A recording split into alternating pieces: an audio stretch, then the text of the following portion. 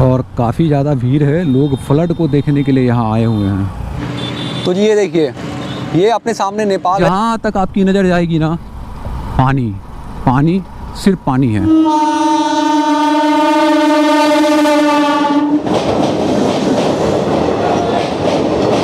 सभी के घर जो है ना आधे आधे पानी में तो डूब ही चुके हैं।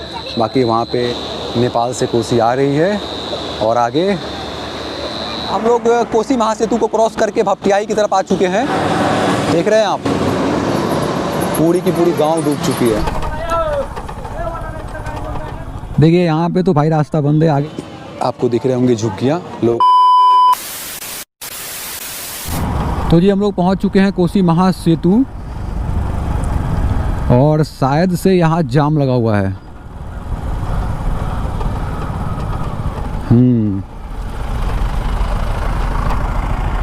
सड़क की मरम्मत चल रही है।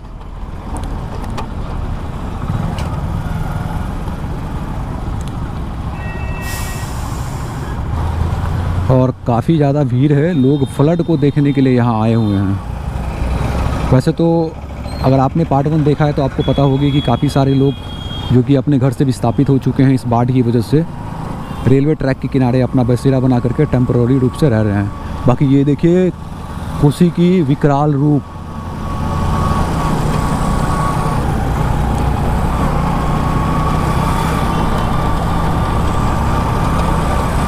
एक बार बाइक को कहीं साइड में लगाते हैं और फिर बातचीत करते हैं।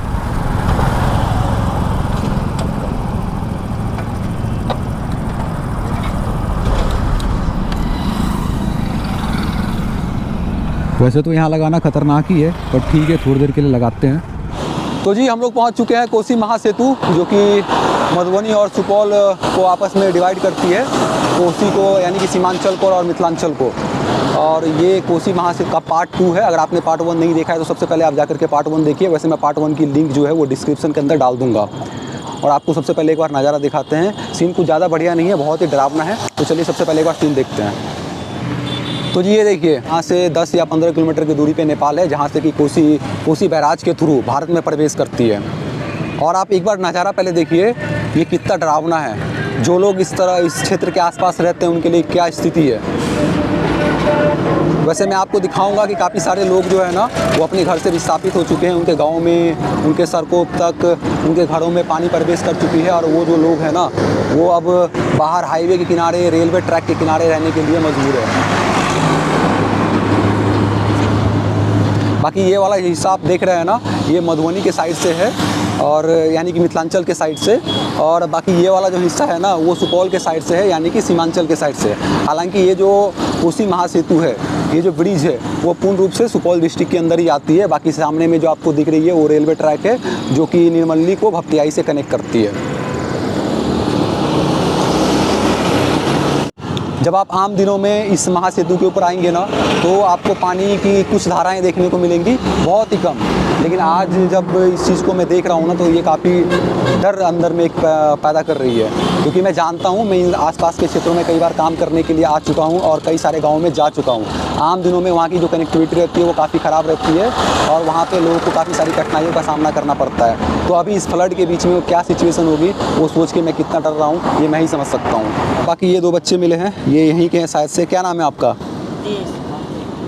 नीतीश नाम है। और आपका? राजशेखर कुमार। तो आप लोग का घर यहीं पे है क्या? नहीं, फुलपरास में घर है। तो यहाँ पे आप लोग फ्लड देखने के लिए आए हुए हैं क्या? अच्छा, कैसे आए हैं यहाँ तक? आप लोग की तरफ भी बाढ़ आई हुई है? फुलपरास के साइड उतनी ज़्यादा देखने को नहीं मिल रही थी। कमला जी जहाँ पे थी ना, झंझारपुर के पास, वहाँ तो देखने को मिल रही थी, लेकिन फुलपरास के पास नहीं थी, क्योंकि भूतही बलान के अंदर तो पानी ही नहीं था। देखिए इस कोसी महासेतु की जो लंबाई है ना वो 1.9 किलोमीटर है, यानी कि आप अप्रोक्स कह सकते हैं कि 2 किलोमीटर की इसकी लंबाई है। और ये जो आप ब्रिज देख रहे हैं, सड़क मार्ग और रेल मार्ग दोनों के लिए इसको बनाया गया है। बाकी ये वही दुर्दांत कुख्यात कह लीजिए या फिर बिहार की शोक कोसी नदी है। वैसे तो हम लोग कोसी नदी के नाम से जानते हैं, लेकिन एक्चुअल में कोसी नदी जो है ना सप्त कोसी से जुड़कर बनी हुई है, यानी कि 7 कोसी नदी से मिल करके कोसी नदी बनी हुई है। नेपाल के अंदर इनको सप्त कोसी के नाम से जानते हैं और भारत के अंदर जब ये प्रवेश करती है तो हम लोग इनको कोसी के नाम से जानते हैं। और इस समय जो सिचुएशन है ना उसकी वजह से मधुबनी, सुपौल, खगड़िया, सहरसा, भागलपुर, इन जैसी क्षेत्रों में जो है ना काफ़ी खतरा बढ़ गया हुआ है।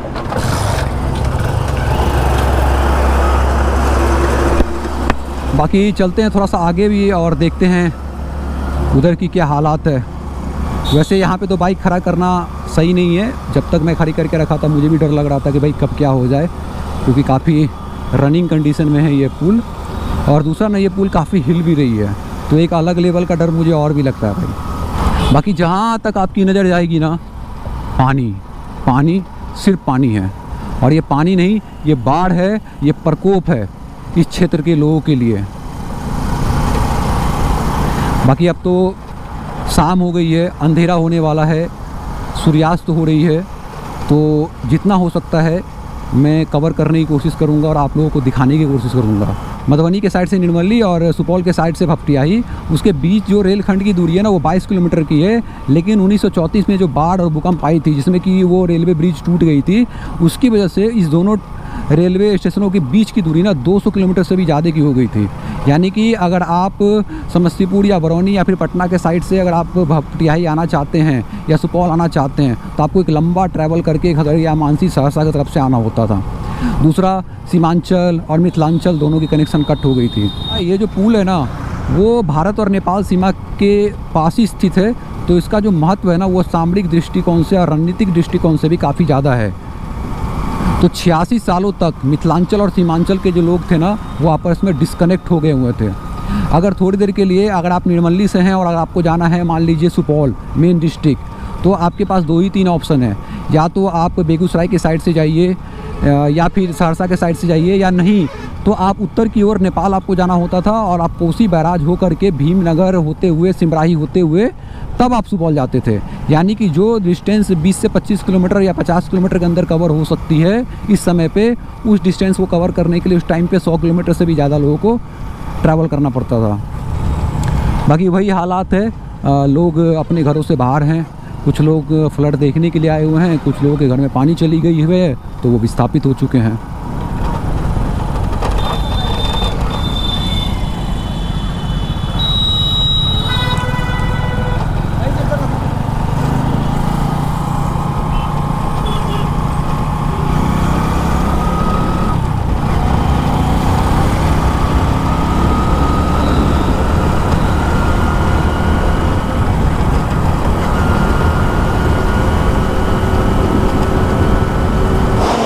हम लोग कोसी महासेतु को क्रॉस करके भपटियाही की तरफ आ चुके हैं और एक बार चेक करने के लिए कि इधर की क्या स्थिति है, क्योंकि वहाँ बीच में तो बांध है दोनों साइड से, तो पानी बीच से बहुत तेज़ी से प्रवाह हो रही है और बहुत ज़्यादा मात्रा में हो रही है। लेकिन इस तरफ भी कुछ ज़्यादा अच्छे हालात नहीं है। अब पानी किधर से आया, कैसा आया, मुझे तो नहीं पता, लेकिन मैं आपको दिखाता हूँ कि गाँव जो है, जो आसपास की है, वो डूबी पड़ी है। घर तक जाने के लिए रास्ता नहीं है, घर के अंदर पानी जा चुकी है। उससे पहले आप देखिए कि सनसेट भी हो रही है, वो भी मैं आपको दिखाता हूँ। वो देखिए सनसेट भी होने जा रही है। बाकी ये चेक करिए आप ज़रा, देखिए लोगों के घर है, मकान है, खेत है, खेत में फसल है, सब बर्बाद हो चुकी है।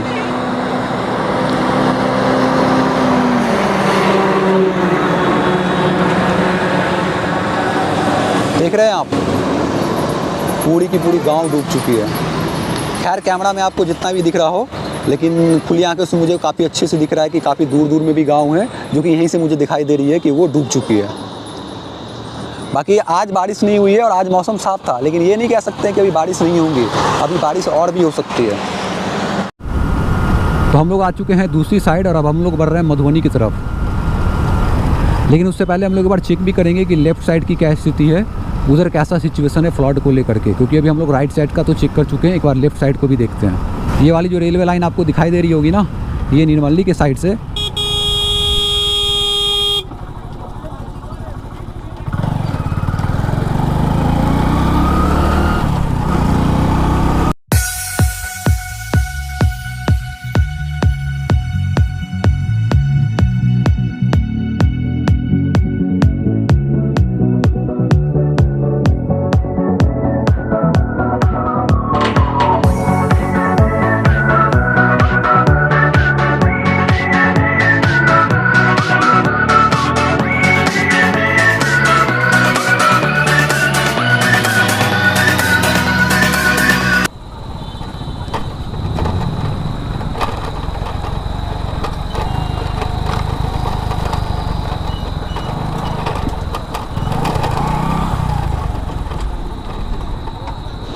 तो जी अभी हम लोग हैं कोसी महासेतु के बीच में। एक तरफ अपने साइड है सड़क वाली पुल और एक तरफ है रेलवे वाली पुल। और आप पहले चेक कीजिए कैसी डरावनी और भयावह सीन है। ये चेक करिए ज़रा आप, पानी की वेग देखिए, रफ्तार देखिए। मैं आज से पहले जब भी आया हूँ कभी भी ऐसी सीन देखने को नहीं मिली है। बाकी रेलवे पुल के ऊपर शायद से कुछ काम वगैरह हो रही है ऊपर से कवर करने की।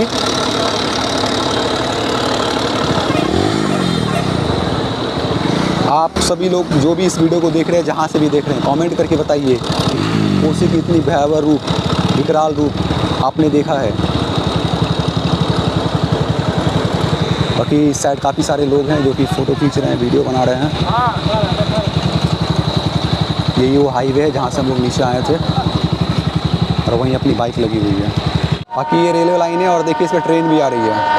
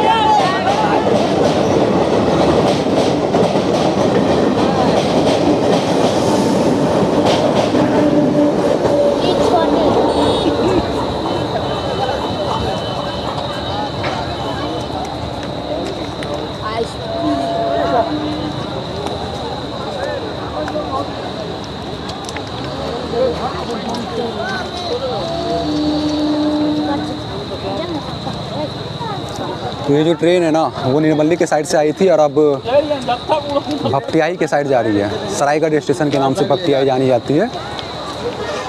बाकी फिर से आप क्राउड देखिए, काफ़ी सारे लोग हैं जो कि इस नज़ारे को देखने के लिए यहाँ आए हुए हैं। वैसे तो ये कोई ज़्यादा बढ़िया चीज़ नहीं है बाढ़ का आना, लेकिन लोग हर पल को एंजॉय करते हैं। बाकी इस तरफ देखिए आप, वो सामने मैं आपको एक जूम करके दिखाता हूँ, साइड से आपको दिख जाए गाँव सब है जो कि पूर्णतः डूब चुकी है। देखिए सभी के घर जो है ना आधे आधे पानी में तो डूब ही चुके हैं। बाकी वहाँ पे जो एनडीआरएफ की टीम है जो कि बचाव दल होती है वो भी अपना काम कर रही है।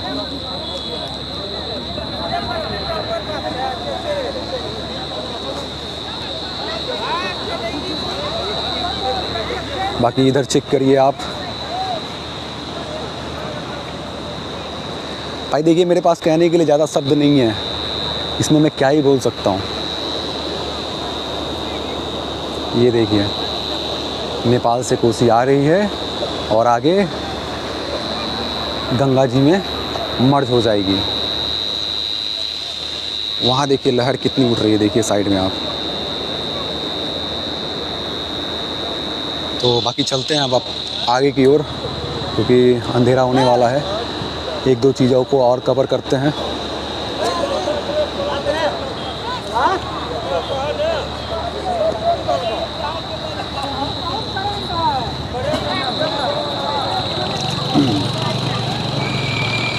एक बार और चेक करिए, फिर निकलते हैं हम लोग यहाँ से आगे की ओर और चलते हैं आसनपुर कुफा रेलवे स्टेशन को कवर करने के लिए।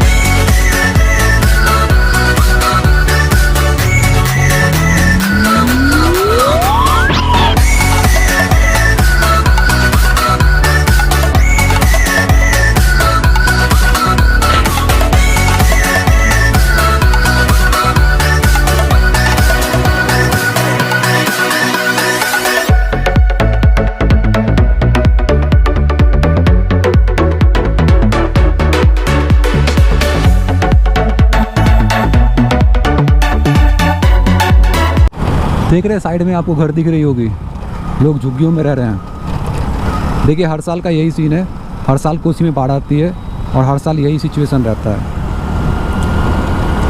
वैसे मैं आपकी जानकारी के लिए बता दूं ना कि जो कल तक की अपडेट है, कल तक नेपाल के कोसी बैराज से 6,14,000 क्यूसेक पानी जो है ना शायद से छोड़ा गया है और उसके बाद ही ना ये सिचुएशन ख़राब हुई है। और कल तो ऐसी ख़राब सिचुएशन हो गई थी नेपाल में कोसी बैराज के ऊपर कि पानी जो है ना वो कोसी बैराज के ऊपर से बहने लग गई थी, जबकि सारे के सारे 56 फाटक खोल दिए गए थे। उसके बावजूद भी उसके बाद जो नेपाल की सरकार है, जो वहाँ की गवर्नमेंट है, उन्होंने ये डिसीजन लिया है कि अगले 3 दिनों तक जो कोसी बैराज है वो आवागमन के लिए बंद रहेगा। यानी कि एक तरह से जो नेपाल है ना वो आधे हिस्से में कट चुका है।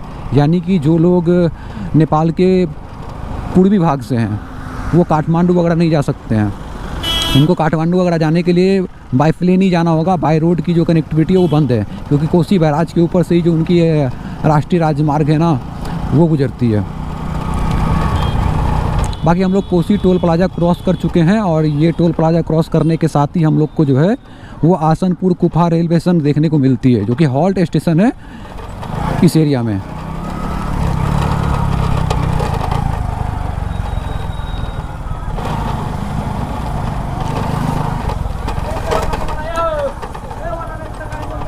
देखिए यहाँ पे तो भाई रास्ता बंद है, नाव चल रही है, दिखाई दे रही है आपको।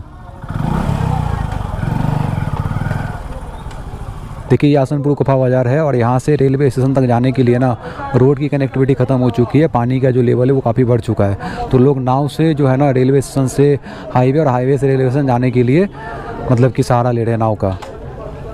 तो यहाँ से वापस मुड़ते हैं हम लोग, क्योंकि जब रेलवे स्टेशन हम लोग जा ही नहीं सकते तो हाईवे के साइड से जितना होगा हम लोग कवर करेंगे।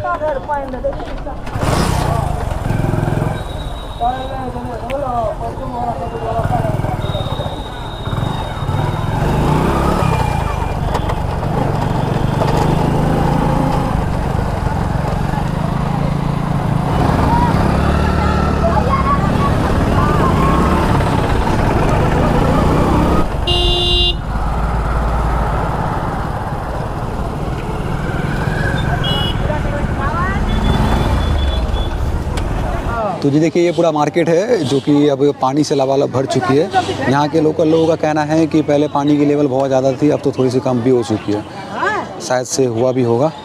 और यहीं से हम लोग अभी बाइक से आए थे जो कि जाने का प्रयास कर रहे थे रेलवे स्टेशन की साइड, जो कि नहीं जा पाए। यहीं बीच में नाव चलती है, यानी कि इस जगह से लेकर के इस जगह के बीच में नाव चलती है। यानी कि मेन हाईवे से आपको स्टेशन की तरफ जाने के लिए नाव का सहारा लेना होगा। बाकी आप वो देखिए, आपको दिख रहे होंगे झुग्गियाँ, लोग तत्काल प्रभाव से झुग्गियाँ बना करके इस जगह पे रहने के लिए मजबूर हैं। क्या ही कर सकते हैं भाई, उनके घर में पानी जा चुकी है, रोड डूब चुका है, गांव की गांव डूब चुकी है। तो अब यही रेलवे लाइन और जो हाईवे का किनारा है वही लोगों के लिए सहारा है। बाकी अंधेरा हो चुकी है और अब देखने और दिखाने के लिए कुछ बचा भी नहीं है। अगर शायद से हम लोग थोड़ा और सवेरे आए होते तो ज़्यादा कुछ देखने को मिलती है, लेकिन ठीक है, इसमें अपन लोग क्या ही दिखा सकते हैं और क्या ही बोल सकते हैं, क्योंकि ना तो ये ज़्यादा बढ़िया है ना ही ज़्यादा ख़राब है। कुछ लोगों के लिए बढ़िया है बाढ़ का आना और कुछ लोगों के लिए ख़राब है। तो आज का व्लॉग यहीं तक रखते हैं, इस वीडियो को यहीं पे ख़त्म करते हैं। अगर आपको वीडियो पसंद आई हो तो आप लाइक कीजिए, कमेंट कीजिए, चैनल को सब्सक्राइब कीजिए और अगर आप हमारे फेसबुक पेज पे देख रहे हैं तो पेज को फॉलो कर लीजिए। बाकी वीडियो को शेयर करना मत भूलिए, काफ़ी मेहनत लगता है वीडियो बनाने में। बाकी जय हिंद, जय भारत, भारत माता की जय, वंदे मातरम।